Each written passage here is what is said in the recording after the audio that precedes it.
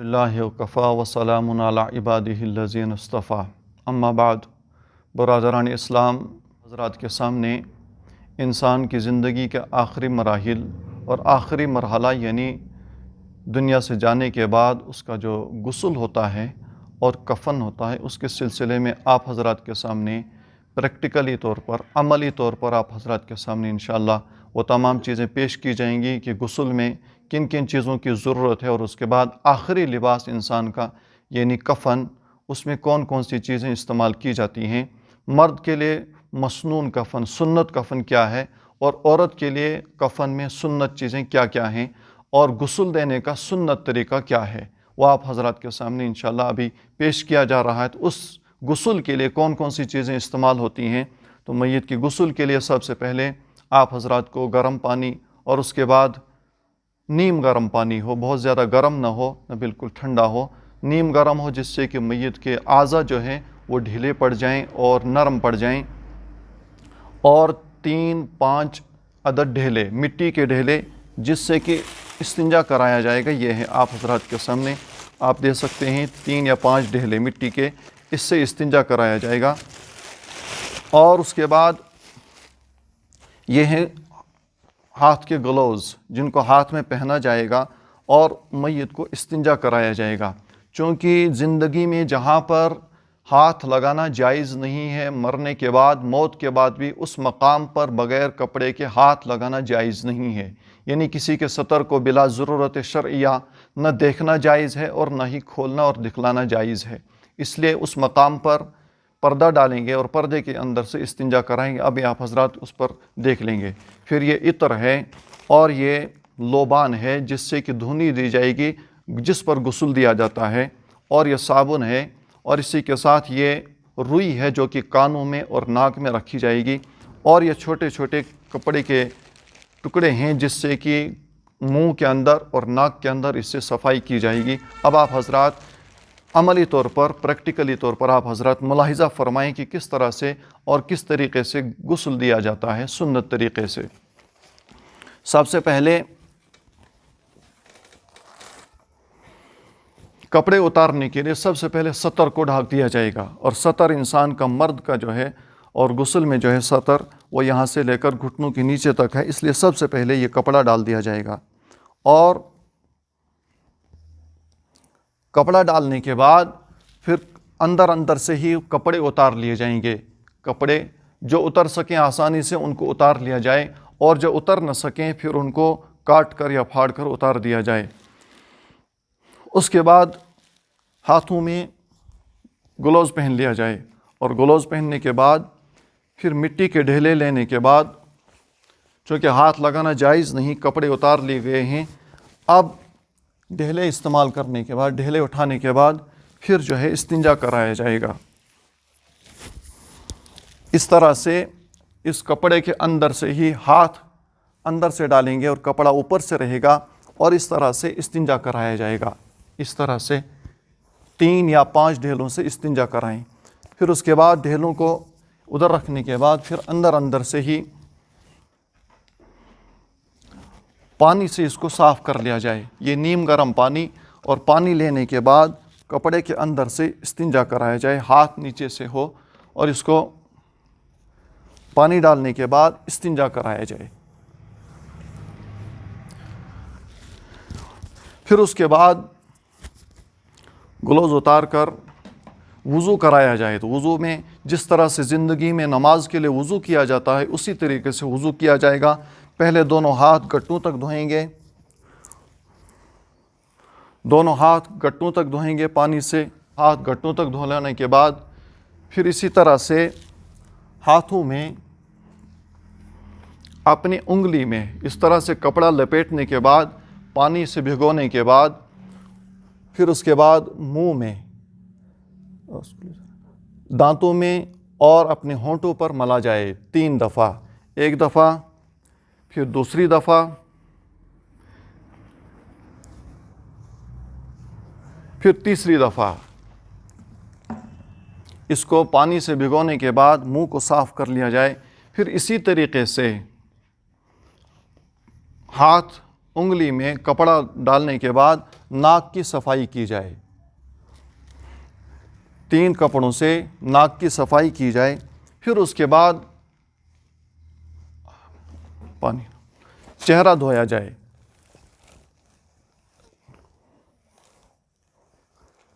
پھر اس کے بعد دونوں ہاتھ،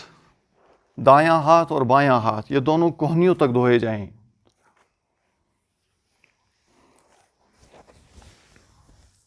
بایاں ہاتھ بھی کوہنیوں تک دھویا جائے، پھر سر کا مسح کیا جائے، اور پھر دونوں پیر دھوئے جائیں، پہلے دایاں پیر اور اس کے بعد بایاں پیر۔ اس طرح سے وضو مکمل ہو گیا۔ اب وضو مکمل ہونے کے بعد اب روئی لینے کے بعد، روئی کے پھائے لینے کے بعد دونوں کانوں میں رکھ لیے جائیں، اور اسی طرح سے ناک کے حصے میں بھی رکھ لیے جائیں، تاکہ انسان کو غسل دیتے وقت پھر پانی ناک کے اندر یا کان کے اندر نہ چلا جائے۔ ایک بات ملحوظ رکھیں کہ جس مرد یا جس عورت کا حالت جنابت میں، غسل کی حالت میں، یعنی کوئی عورت منتھلی پیریڈ میں تھی یا بچہ پیدا ہونے کے بعد وہ نفاس کی حالت میں تھی، ایسا ہی مرد کوئی جنابت کی حالت میں تھا، اس کو نائٹ فال ہوا تھا یا اس سے غسل کی حاجت تھی، اسی اور دنیا سے چلا گیا، تو ایسی صورت میں ایسے مرد اور ایسی عورت کو ناک کے اندر اور منہ کے اندر پانی پہنچانا ضروری ہے۔ اور یہ عام طریقہ ہے کہ صرف انگلی میں کپڑا ڈالنے کے بعد اس کو صرف دانت اور ناک صاف کیا جائے، ورنہ اگر غسل کی حاجت ہے تو ایسی صورت میں ناک اور منہ کے اندر پانی پہنچانا ضروری ہے۔ اس کے بعد وضو مکمل ہونے کے بعد اب صابن سے سب سے پہلے مرد کے لیے، مرد کو سر اور داڑھی پر صابن لگانے کے بعد اس کو صاف کر لیں گے۔ صابن لگایا اور پورے سر کو دھو لیا، اسی طرح سے داڑھی کو بھی دھو لیا۔ سر اور داڑھی کو دھونے کے بعد پھر جو ہے بائیں کروٹ پر لٹائیں گے۔ کس پر؟ بائیں کروٹ پر لٹائیں گے، چونکہ ہر چیز کی شروعات میں سنت یہ ہے کہ دائیں طرف سے ہو، اس لیے بائیں کروٹ پر لٹائیں گے۔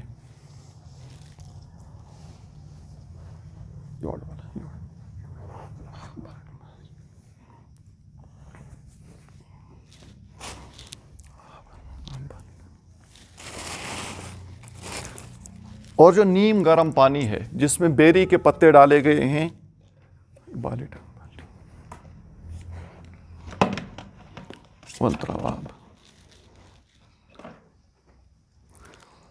اوپر سے لے کر پورا نیچے تک پانی ڈالیں گے، اتنا پانی بہائیں گے کہ جو بائیں طرف دائیں طرف ڈالنے کے بعد بائیں طرف نیچے تک پانی پہنچ جائے۔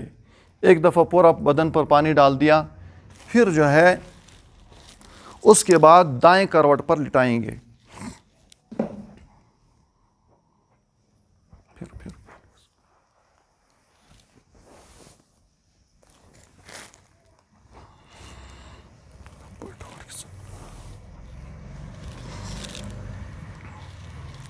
اب دائیں کروٹ پر لٹانے کے بعد اسی طریقے سے پورا پانی بہائیں گے، اتنا پانی بہائیں گے کہ جس سے کہ نیچے والے حصے تک پانی پہنچ جائے۔ دونوں طرف دونوں کروٹوں پر لٹانے کے بعد پانی ڈالنے کے بعد یہ 2 مرتبہ پانی ہو گیا۔ اب تیسری مرتبہ جو پانی ڈالیں گے اس سے پہلے اس طرح لٹانے کے بعد، چونکہ اب پانی ڈالنے کے بعد انسان کا بدن تھوڑا سا ڈھیلا ہو گیا ہے، نرم ہو گیا ہے، اس لیے اب ذرا کمر سے اٹھا کر ذرا ٹیک لگائیں گے اس طرح سے، اور آہستہ سے پیٹ کو ملیں گے، آہستہ سے پیٹ کو ملیں گے، آہستہ سے پیٹ کو ملیں گے۔ ہو سکتا ہے کہ نرم ہونے کے بعد کوئی چیز خارج ہو جائے، اس لیے ملنے کے بعد اب جو چیز خارج ہو جائے گی پیشاب یا پیخانے کی شکل میں، جو بھی چیز خارج ہو جائے، اب غسل کو دہرانے کی ضرورت نہیں، غسل پر کوئی فرق نہیں پڑا ہے۔ البتہ اب تیسری مرتبہ دوبارہ وہ پانی جس میں کہ پہلے سے کافور ملایا گیا ہے، کافور ملا ہوا پانی، اب تیسری دفعہ پھر دوبارہ بائیں کروٹ پر لٹانے کے بعد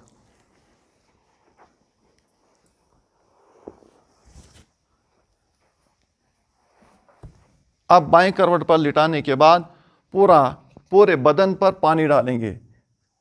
سر سے لے کر پیروں تک اتنا پانی بہائیں گے جس سے کہ نیچے والے حصے تک پانی پہنچ جائے۔ یہ ہے غسل کا سنت طریقہ کہ پہلے بائیں کروٹ پر لٹائیں، دائیں طرف سے پانی ڈالیں، پھر دائیں کروٹ پر لٹانے کے بعد بائیں طرف سے پانی ڈالیں جو کہ دائیں طرف پہنچ جائے، پھر اس کے بعد ذرا کمر تک اٹھانے کے بعد پیٹ کو آہستہ سے ملیں گے جس سے کہ کوئی گندگی اگر خارج ہو جائے تو اس گندگی کو صاف کر لیں، لیکن غسل پر کوئی فرق نہیں پڑے گا۔ اس کے بعد پھر کافور ملا ہوا پانی اس کو پھر تیسری مرتبہ پورے بدن پر پانی بہائیں گے تاکہ نیچے تک پانی پہنچ جائے۔ پھر اس کے بعد یہ چونکہ اب پانی کی وجہ سے گیلی ہو گئی ہے، اب اس کو ہٹانے کے لیے اوپر سے دوسرا ڈالیں اور اس کو نیچے سے ہٹا لیں۔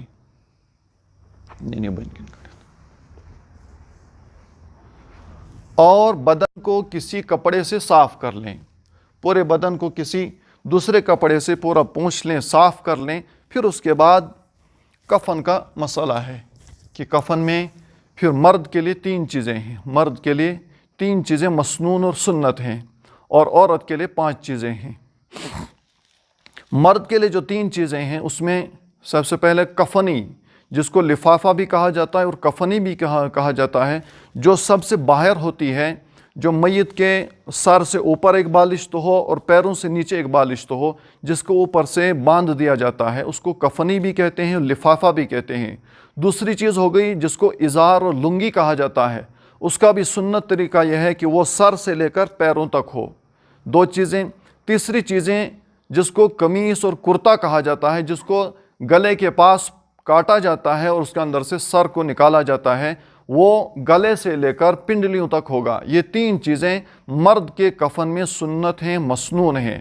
اور عورت میں 2 چیزیں مزید ہیں، 3 چیزیں تو یہی، ایک کفنی اور لفافہ، دوسرا ازار اور لنگی جس کو کہا جاتا ہے، اور تیسری قمیص اور کرتا۔ اور 2 چیزیں مزید ہیں، ایک سربند جس کو دوپٹہ بھی کہا جاتا ہے اور سربند بھی کہا جاتا ہے، جو اس کے بالوں پر اور سر پر ڈالا جائے گا۔ اور 5ویں چیز وہ ہے جس کو سینہ بند کہا جاتا ہے، جو اس کے بغل سے نکالنے کے بعد بغل سے لے کر اس کی ناف تک یا رانوں تک ہوگا۔ یہ 5 چیزیں عورت کے لیے ہیں اور 3 چیزیں مرد کے لیے ہیں۔ اب آپ حضرات اس کو بھی ملاحظہ فرما لیں۔ مرد کے لیے جو سب سے باہر والا کپڑا ہے جس کو کفنی اور لفافہ کہا جاتا ہے، اس کا جو سائز ہوگا اور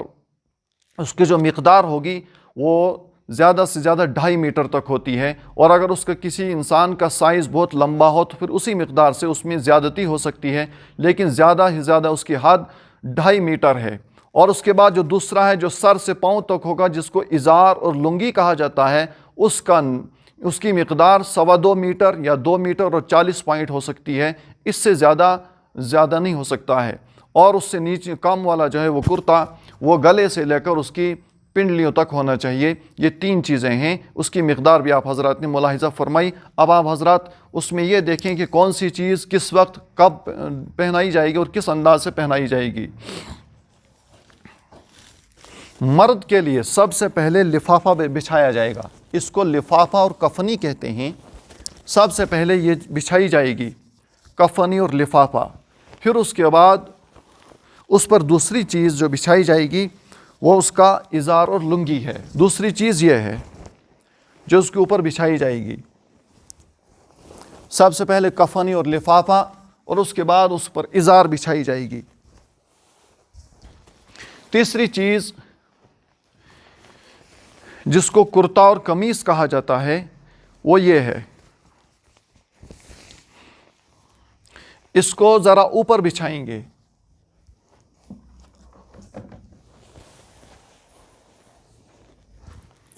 ان دونوں سے ذرا اوپر اس کو بچھایا جائے۔ اس کے 2 حصے ہیں، اس کے 2 حصے، جہاں پر اس کا گریبان بنایا گیا ہے، سر کو لگانے کے لیے بنایا گیا ہے، وہ حصہ اس کا اس جگہ ہے۔ اس کا صرف ایک حصہ بچھائیں گے آپ، وہ حصہ یہ ہے اس کو بچھانے کے بعد ایک حصہ اس کا اوپر کر لیا جائے،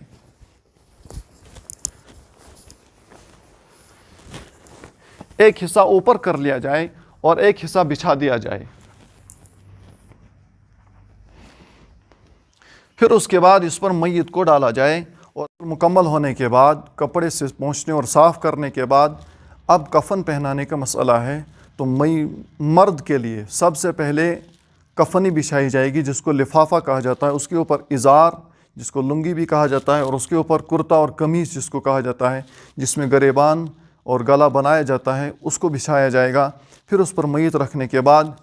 اور عورت کے لیے سب سے پہلے کفنی اور لفافہ بچھائیں گے، اس کے اوپر اس کا سینہ بند رکھیں گے، پھر اس کے اوپر اس کی ازار اور اس کے اوپر کرتا، پھر اوپر اس کے پہناتے وقت جو ہے سب سے پہلے اس کو جو قمیص اور کرتا پہنائیں گے، اس کے اوپر پھر اس کا دوپٹہ اور سربند ڈالیں گے۔ اس کو میں ابھی آپ حضرات کے سامنے پیش کر رہا ہوں، لیکن یہ بات ملحوظ رہے کہ غسل دیتے وقت اصل تو بہتر یہی ہے اور حق بھی یہی بنتا ہے کہ اس کے وارثین ہوں، چونکہ بعض دفعہ میت کے اندر کچھ ایسے آخرت کے احوال میں سے، برزخی احوال میں سے کچھ حالات شروع ہو جاتے ہیں۔ کبھی کسی میت پر کوئی داغ ظاہر ہو جاتا ہے، کبھی کچھ ایسا عیب ہوتا ہے جس کو کہ بہت سارے لوگ پھر ظاہر کر دیتے ہیں، جس میں کہ حدیث میں ممانعت بھی آئی ہے۔ اس لیے حتی الامکان غسل دیتے وقت کم از کم افراد وہاں پر موجود ہوں، جو کہ جن کی ضرورت ہو کہ میت کو اگر دائیں کروٹ پر لینا ہے، بائیں کروٹ پر لینا ہے، یا پانی دینے کی ضرورت ہے، صرف اتنے ہی افراد، 3 سے 4 افراد کی ضرورت پڑتی ہے، تو اتنے ہی افراد غسل دیں تاکہ کم از کم وہاں پر افراد موجود ہوں جن کی وجہ سے کہیں پر کسی قسم کی کوئی بے احتیاطی نہ ہو۔ اسی طرح سے عورت کو جو غسل دیا جائے وہاں پر بھی بہت احتیاط برتی جائے، پردے کا انتظام کیا جائے، اور خواہ مخواہ جس طرح سے بھیڑ لگائی جاتی ہے اور بہت سارے لوگ تماشا دیکھنے کے لیے آتے ہیں، پھر بعد میں بہت ساری چیزوں کو باہر بیان کرتے ہیں، اس طرح سے حدیث میں بڑی ممانعت آئی ہے۔ اس لیے جو غسل کا ابھی مکمل ہو چکا ہے، اب جو کفن پہنانے کا ہے، تو سب سے پہلے نیچے کفنی رکھی، اس کے اوپر ازار اور لنگی رکھی گئی، اس کے اوپر کرتا اور قمیص رکھی گئی ہے۔ اب جو کپڑا رکھا گیا تھا، سب سے پہلے اس کو پہنانے کے بعد جو سب سے پہلے ہے تیسری چیز جو اوپر رکھی گئی ہے، اس کا جو اوپر والا حصہ اوپر کیا گیا تھا، اب اس کا حصہ اس طرح سے ڈال دیں گے، اور ڈالنے کے بعد یہ آ گئے یہاں تک، اب اس کپڑے کو ہٹا لیں گے۔ اس کو ہٹانے کے بعد سب سے پہلے مرد کے لیے یہ قمیص اور کرتا کہا جاتا ہے، اس کو ڈالا گیا۔ پھر اس کے بعد دوسرا جو کپڑا ہے جس کو ازار اور لنگی کہا جاتا ہے، اس کا بائیں والا حصہ موڑیں گے،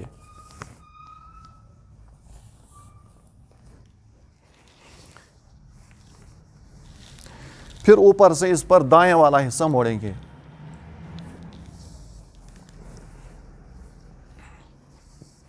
پھر باہر والا حصہ جس کو کفنی اور لفافہ کہا جاتا ہے، سب سے پہلے بائیں والا حصہ، پھر دائیں والا حصہ۔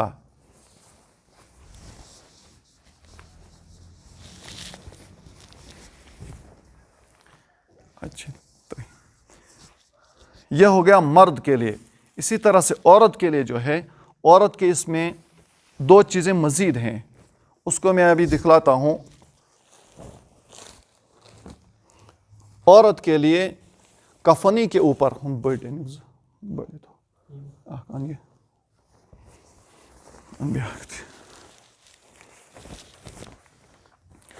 اس کو آپ ملاحظہ فرمائیں، اس کو سینہ بند کہا جاتا ہے، جس کی چاروں طرف سے چاروں کونوں پر اس کو نکالا گیا ہے، یہ کپڑا، اس کو سینہ بند کہتے ہیں۔ یہ عورت کے لیے مزید کپڑا ہے، اور عورت کے لیے جو حکم ہے کفن میں، وہ لفافے پر جو ہے اس کو بچھایا جائے گا۔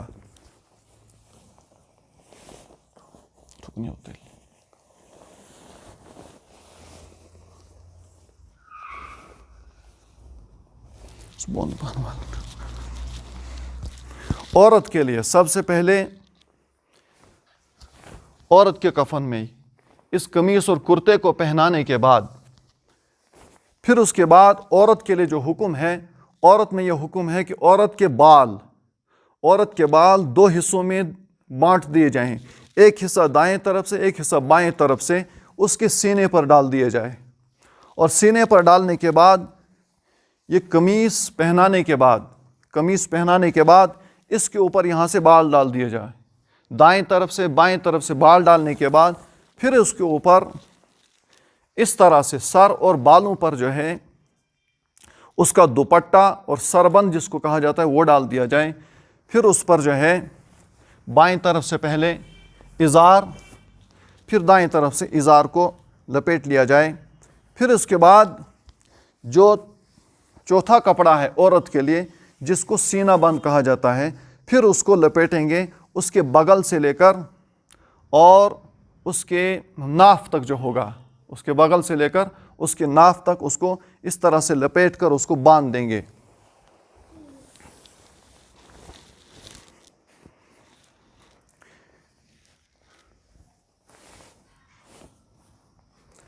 اس کے بغل سے نکال کر، اس کے دونوں بغلوں سے نکال کر نیچے سے اس کی ناف تک، اگر ہوگا تو رانوں تک بھی ڈال سکتے ہیں یا ناف تک، اس کو اس طرف سے باندھ دیں گے۔ اور ایک روایت کے مطابق ایک طریقہ یہ ہے کہ سب سے آخر پر باندھا جائے تاکہ عورت کی میت وہ دوسری میت سے ممتاز ہو جائے اور پہچانی جائے کہ یہ آخر پر، پھر اس کو لپیٹنے کے بعد پھر آخر پر اس کو باندھا جائے۔ ایک بات ضرور ملحوظ رہے، وہ یہ کہ اس کو باندھنے کے بعد پھر تینوں جگہ سے